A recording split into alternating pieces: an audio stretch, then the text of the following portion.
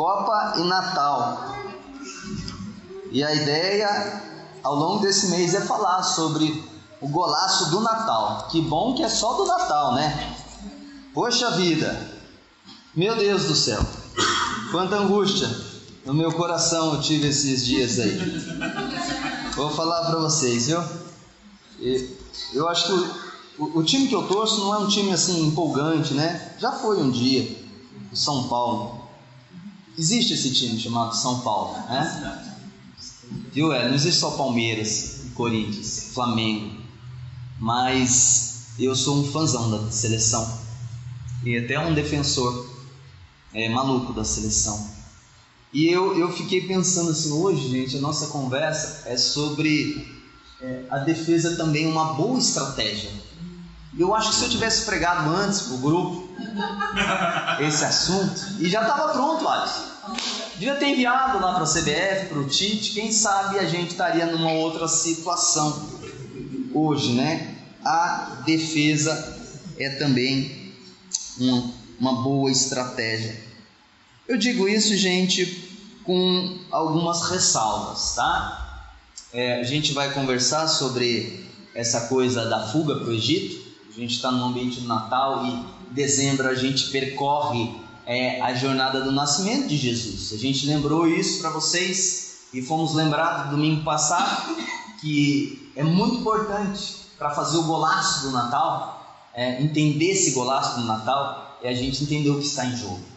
E entender o que está em jogo no Natal é substancial para um discípulo de Jesus ou para alguém que esteja peregrinando na vida e querendo entender. Peraí, por que celebramos o Natal desse jeito no Ocidente? Por que o mundo se curva ao Natal? Por que se decora? Do que se trata essa festa? Quem é esse tal de Noel? E por que sempre tem um presépiozinho, uma criancinha, um casal, um burrinho, um carneirinho? Que coisa é essa? Qualquer um que se detém precisa descobrir e ir para discípulos de Jesus.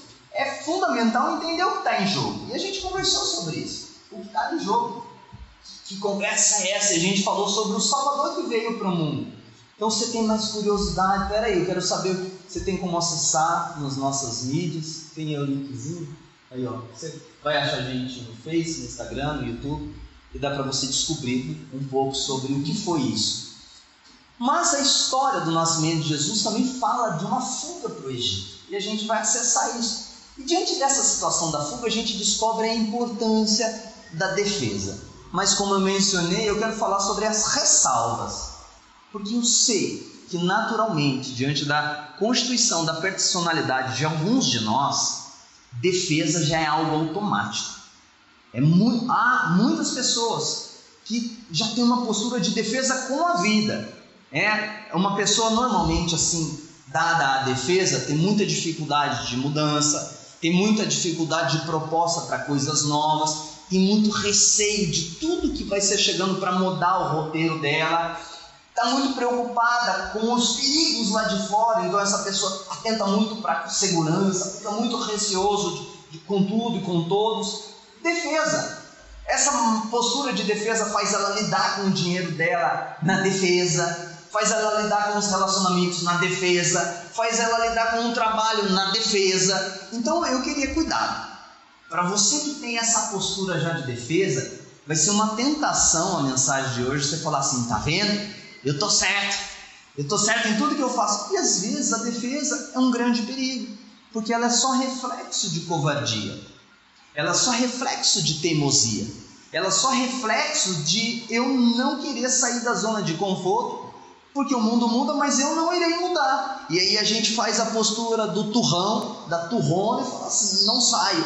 E aí meu receio hoje, é por isso eu estou advertindo-os, porque essa mensagem pode ser um presentão para você que gosta de defesa e falar assim, tá vendo?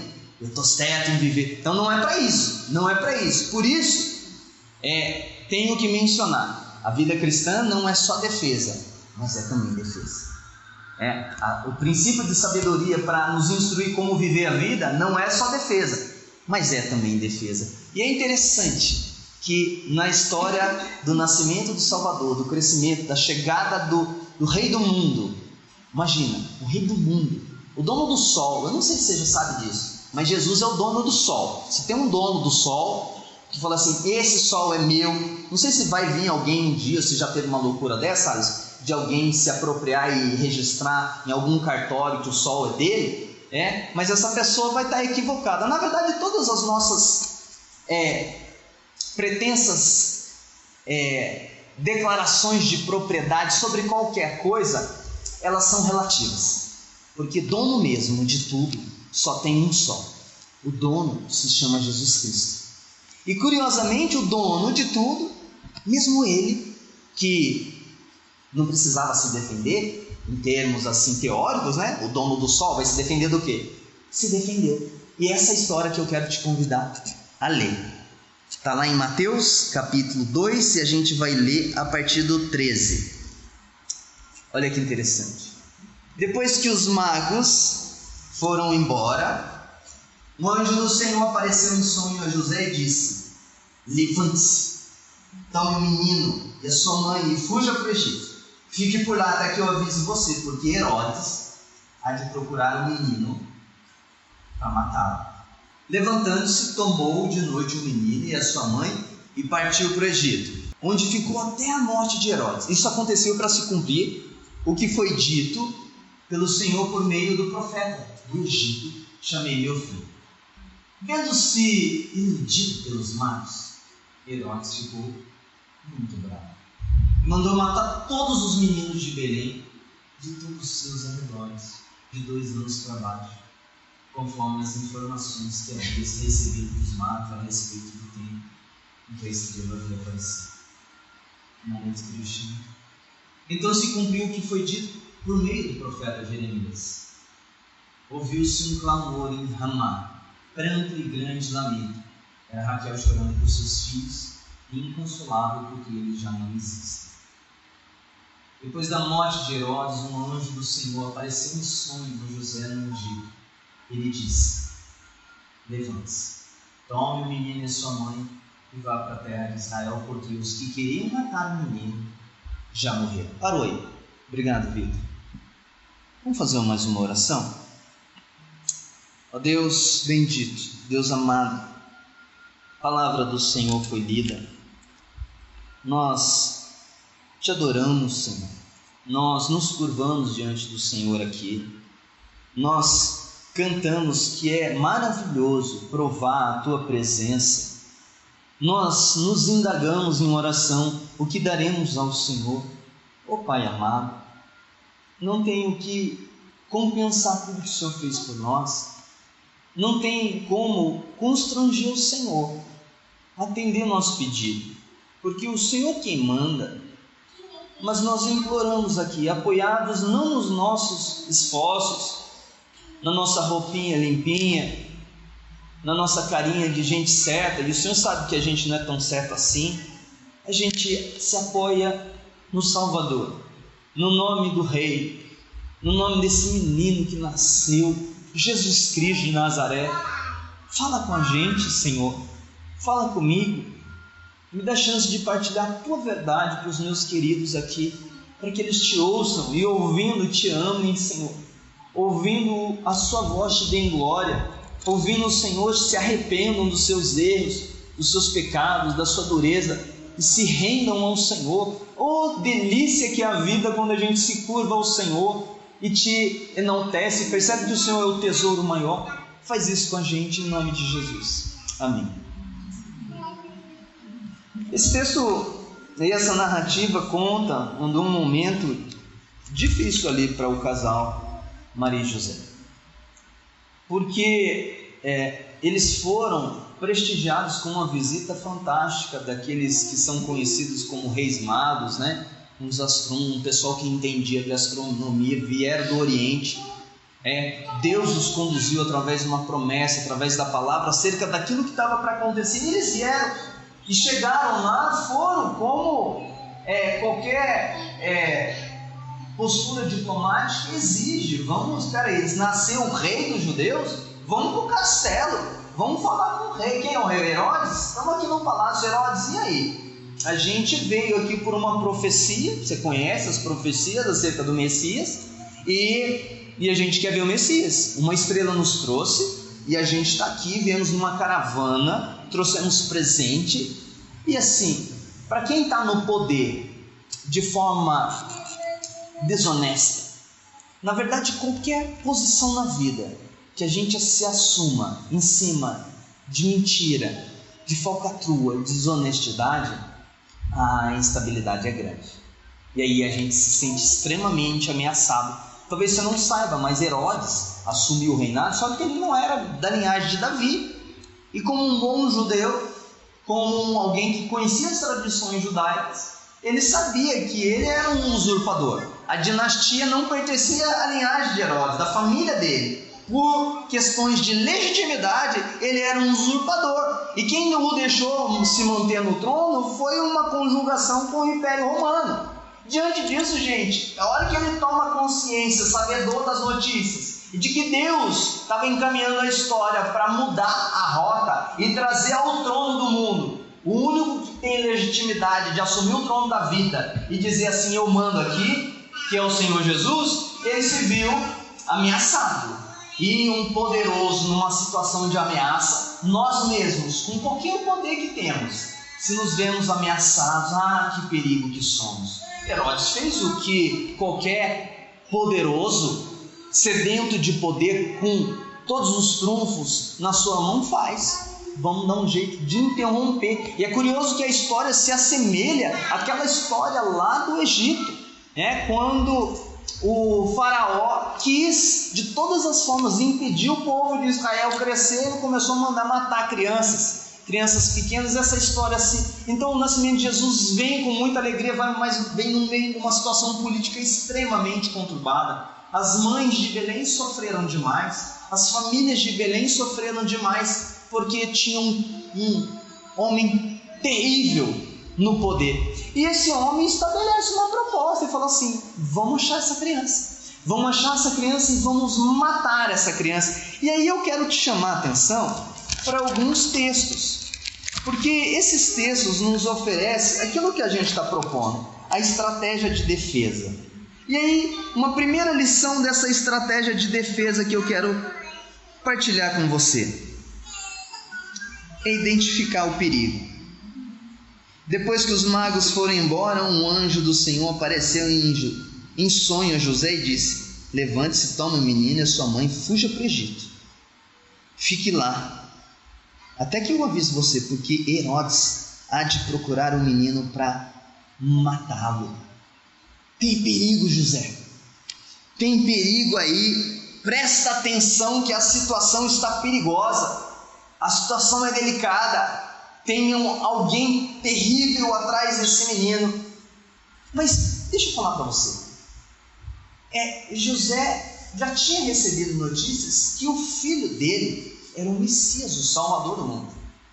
É bem possível que ele não tinha total clareza de quem era Jesus na toda a sua abrangência de revelação. Ele não entendeu ali, é o próprio Deus que nasceu aqui na barriga, que está na barriga da Maria, acabou de nascer.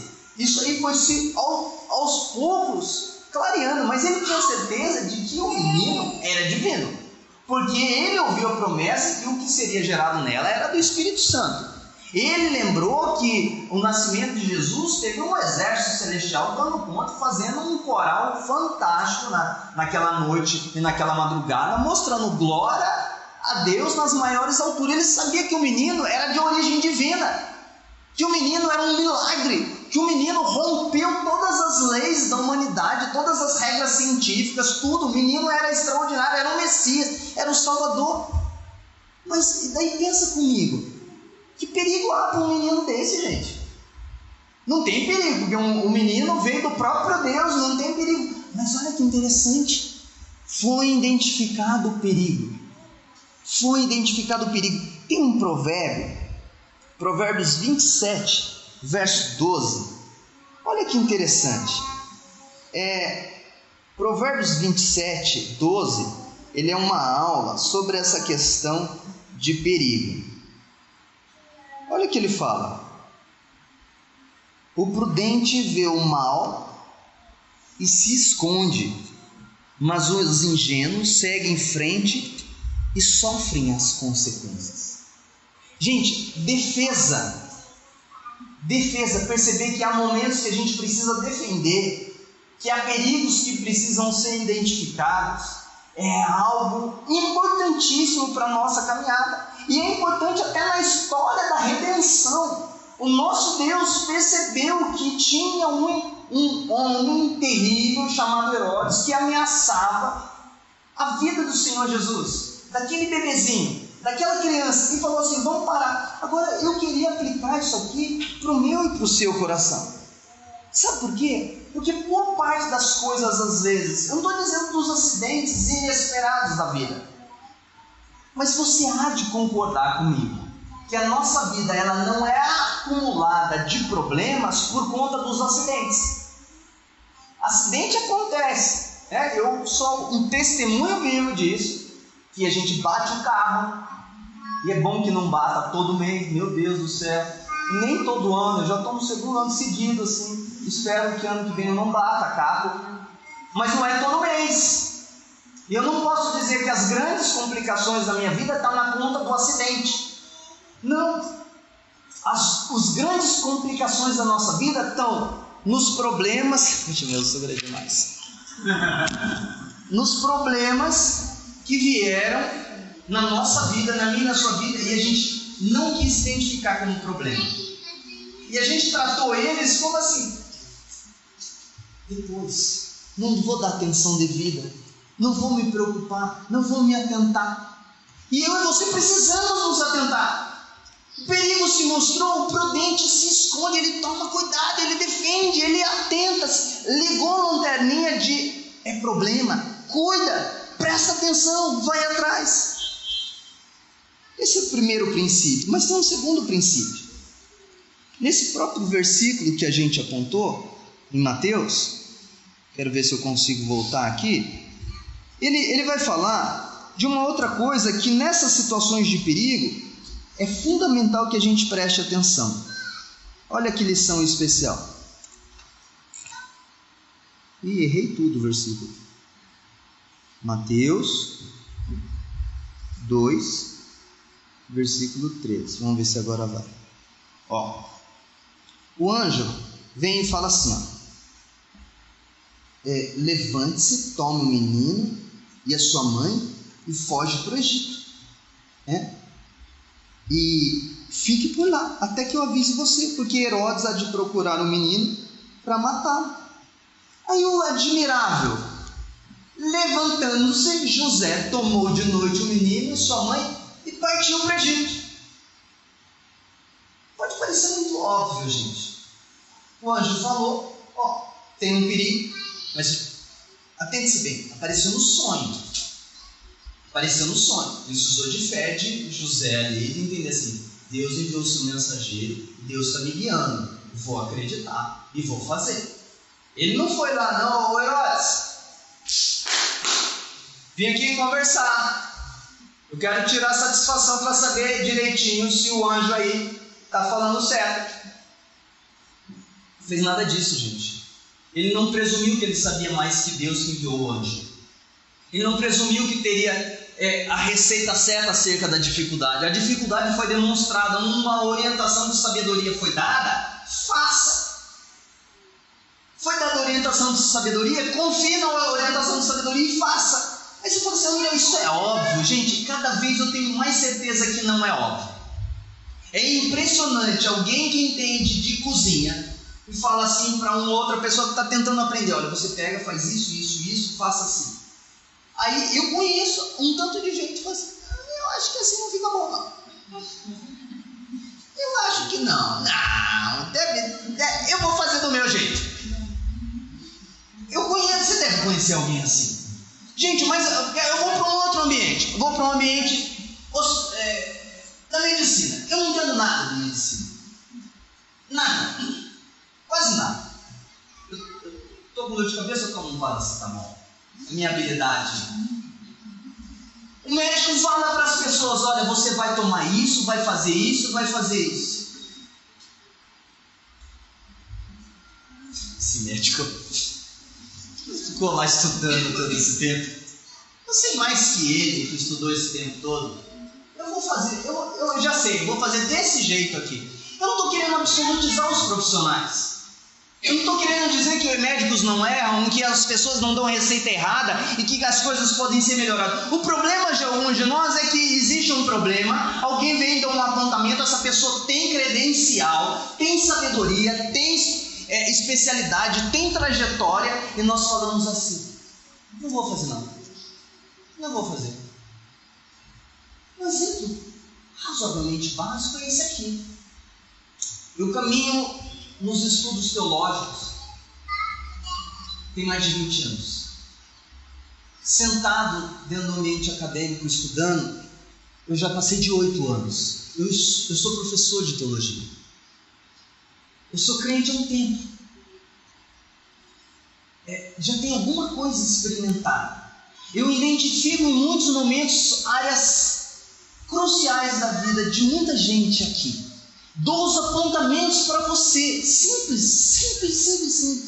Basta você falar assim: acredito, verdade. Quer ver? Eu falo assim para os maridos: olha, a coisa mais extraordinária que você fazer com a sua esposa é você, em algum momento do seu dia, seja de manhã, seja de tarde, seja de noite, dar as mãozinhas para ela e orar com ela. E falar assim: Senhor, abençoa o nosso dia, cuida da Mariazinha e cuida de mim, nos ajuda nessa vida, e ajuda ela a me suportar, e ajude eu a encantá-la como um príncipe que sou. Daí eu falo assim: olha, você tem dúvida que se você fazer isso todo dia, o seu relacionamento vai dar... Daí eu já falei assim: é bom, isso dá um gás para o namoro, para a paixão, para a sinceridade, para o quebrantamento, um monte de coisa. Não tem ninguém nessa igreja aqui que tem dificuldade de acreditar que é verdade isso aqui. Mas aí eu chego para os maridão: Ceder, e aí, como que tá? Tá olhando as pessoas? Estou falhando nessa área ainda. Mais uma, né? Para você terminar o ano. Mulherada, atormenta seu marido. Atormenta. Eu sei que vocês sabem fazer isso. Quer alguma coisa, né, Maria? Uma torneira arrumada assim? Aí vai a minha provocação para vocês. Atormente ele. Porque você atormenta ele com tantas coisas. Por que você não atormenta ele com piedade? Olha para ele e diz: o que você faz crente, homem? Às vezes você quer falar umas coisas duras para ele, você não fala? Você fala assim: você precisa me pastorear. Como assim? Eu não sou pastor, não. Eu só quero que você ore comigo. Faça isso para ele. Porque agora você ficou cutucando ele, agora ele vai te cutucar, né? Tá vendo? Gente, eu estou falando de uma coisa básica, porque esse é um problemão nas famílias. É um buraco na família, é um perigo enorme. O problema da sua vida não é as finanças, o problema da sua vida não é a emoção, não é o desentendimento. Porque a gente vai se enroscar toda semana, todo dia, nós somos pecadores. Mas se você não tem convergência em Deus, para Deus nos nutrir o que há de melhor e suportar o que há de pior na sua vida, você é um monstro. Eu sou um monstro, gente. A minha chance é o Salvador agindo sobre a minha vida. Voltando para o princípio, vê o perigo? Perceba que é perigo. É perigo você viver sem Deus no seu casamento. Adolescente, criança, é perigo você viver sem Deus na sua vida. Solteiro, é perigosíssimo você viver sem Deus. Perigo. Conselho de sabedoria: busque a Deus. Olha só. Terceiro conselho: fazer a defesa. Levou o menino para o Egito. Olha lá, onde ficou até a morte de Herodes. Fez a defesa. José foi orientado sobre o perigo. Percebeu o perigo e fez o que tinha que fazer. É tão simples o princípio. Isso está relacionado com a história da redenção. E é tão lindo a gente perceber o que Mateus está fazendo aqui. Sabe o que Mateus está fazendo? Ele está contando a história para um público predominantemente judaico, que conhece a história do povo judeu. Ele sabe que o povo, quem que foi aquele povo que foi para o Egito? E que do Egito foi chamado para a terra prometida? O povo judeu. O que ele está contando? Ele está contando assim, que o verdadeiro Israel é o Senhor Jesus, que foi para o Egito e que agora está sendo tirado do Egito. E é interessante a história subsequente, aqui é só um spoilerzinho da teologia bíblica, porque o próprio Mateus vai contar que Jesus vai ser, na sequência, vai crescer, daí vai ser batizado no Jordão. Por quê? Porque o povo de Israel, quando saiu do Egito, passou pelo Mar Vermelho, mas antes de entrar na Terra Prometida, passou no Jordão. E depois, nesse ciclo ainda de passar pela água, ele ficou quanto tempo no deserto? O povo ficou? 40 anos. Quantos dias Jesus ficou sendo tentado? 40 dias. O que Mateus está mostrando sobre o verdadeiro Israel. Deus, através da história do seu próprio povo, estava contando a história do Messias. Gente, eu não sei você, mas eu acho isso extraordinário das Escrituras. A história do Messias mostra pra gente defender é algo espetacular. José e Maria foram defender, eu e você precisamos defender. E eu queria dizer umas coisas para vocês sobre defesa. Eu acho que se eu vi algumas falas de algumas pessoas dizendo que o Neymar, na hora do jogo lá, negócio de leitura labial, ele estava dizendo, depois de ter feito o primeiro gol, o gol na prorrogação, que ele estava dizendo, gente, por que vocês estão indo para frente? Volta. Não precisava ter 7 idos se adiantar, e foi bem na sequência que a gente tomou o gol de empate e levou para os pênaltis. Foi uma péssima, se a gente pudesse dizer da falha, e muitas falhas, uma que a gente podia incluir: não defenderam quando precisava defender. E às vezes, e aplicando isso aqui, eu queria falar das defesas que a gente precisa fazer na vida. Primeiro como igreja. Sabe por que como igreja? Porque você se engana e não entendeu o que está acontecendo aqui. Esse momento aqui é um momento de defesa, sabe por quê? Tanto a sua família, quanto o seu coração pecaminoso, quanto a própria sociedade, oferece continuamente padrões de pensamento e crença para a gente. Que a única forma de desconstruí-los e reestruturar pensamentos novos é através da palavra. Isso aqui que você está fazendo hoje, ver o culto, ouvir uma palavra, ouvir a exposição da palavra, é você tirar os pensamentos ruins, os próprios seus, os da sua família, os da sociedade, e colocar os pensamentos de Deus que vem a partir da palavra. Defesa. Tem um outro jeito que a gente se defende aqui: cultivando comunhão com gente certa. Olha, nós temos os nossos pequenos grupos, e a gente incentiva o tempo inteiro as pessoas aqui a fazer a missão e testemunhar de Jesus entre as pessoas que não são discípulos. No entanto, gente, predominantemente a minha vida não pode ser marcada por influências ruins, porque eu sou muito suscetível.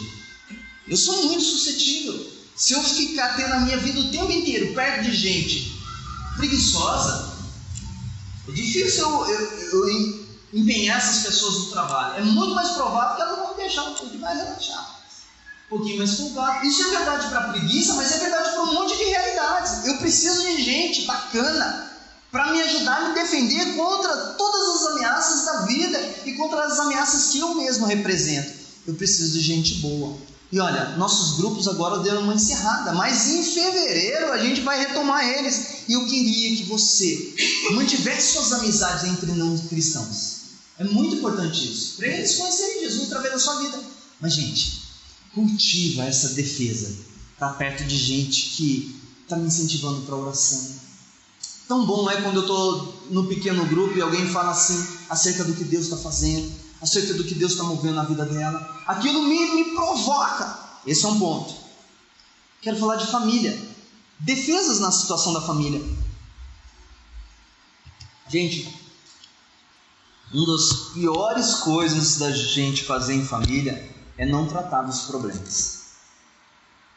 É adiar os problemas. É fazer de conta que eles não estão ali e não parar para resolvê-los. Precisa resolver. Resolver não é necessariamente quebrar tudo e vem aqui, nós vamos conversar e precisamos arrumar isso. Não. Às vezes o resolver começa com bastante oração. Mas com conversa. Conversa acerca do assunto que precisa ser tratado. E agora eu vou dizer, há problemas da família que às vezes são de ordem financeira. Há problemas na família que são de ordem relacional. Às vezes nós temos falhas. Falhas no comportamento, falha na comunicação, falha em lidar com as emoções que surgem dentro do ambiente familiar. Mas vou dizer que às vezes A base de todos esses problemas que nunca se resolvem é uma só. Volta à oração na família. Gente, se a minha relação com Deus não está legal, se eu não estou cultivando isso abre portas e dificulta muito as outras áreas serem encaminhadas. Não tem jeito. Eu sou um fracasso como ser humano. Deus me convenceu disso. Eu não sou capaz de encaminhar a vida de forma a honrar a Deus e fazer bem para as pessoas. Não. Eu tenho a facilidade de desonrar Deus e prejudicar as pessoas. Eu não sei se Deus já te convenceu disso, mas eu achei que é. Porque depois que Ele nos convence disso, a gente fala assim, peraí, então eu preciso de ajuda, eu preciso de um Salvador, eu preciso de Deus para me socorrer. Isso é real para a família, isso é real para os estudos, isso é real para o trabalho, isso é real para o solteiro, isso é real para o casado, para o viúvo, é real para todo mundo. É só assim que a gente se encaminha. E aí, a postura às vezes é defesa, e como uma das melhores defesas, ir para juntinho dele.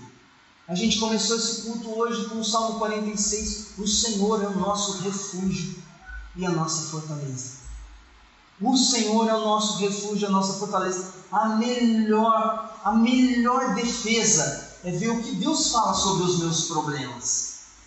Percebe isso? Toda essa narrativa está pautada nisso. Ó.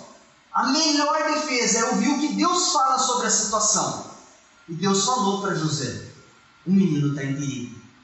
A melhor defesa é ouvir a sabedoria de Deus sobre o que eu devo fazer.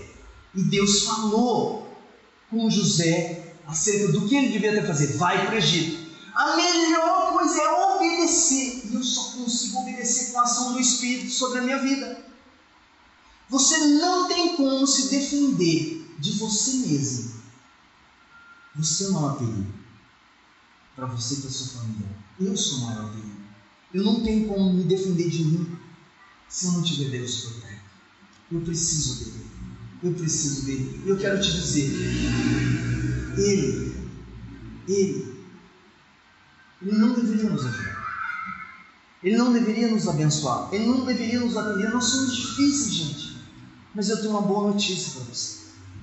Mas para dar essa notícia, eu queria te contar uma outra história. Esse menino que nasceu, que foi perseguido por Herodes, que fugiu para o Egito, que depois voltou, ele cresceu.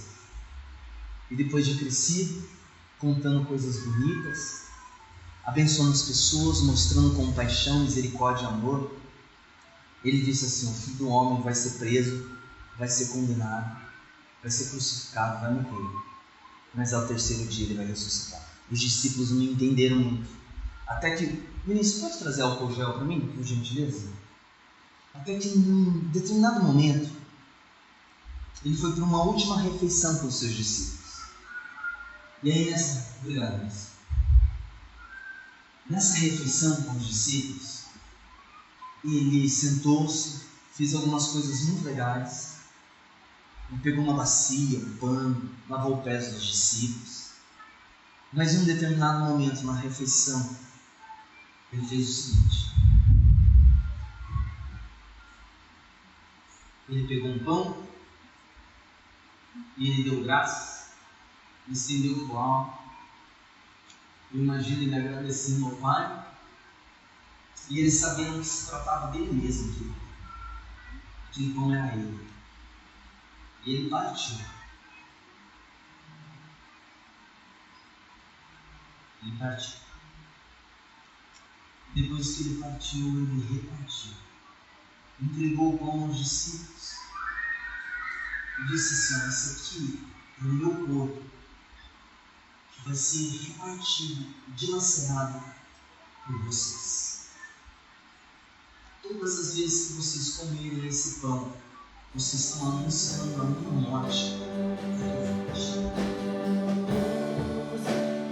Sobre todo nome, sobre todo nome, Jesus,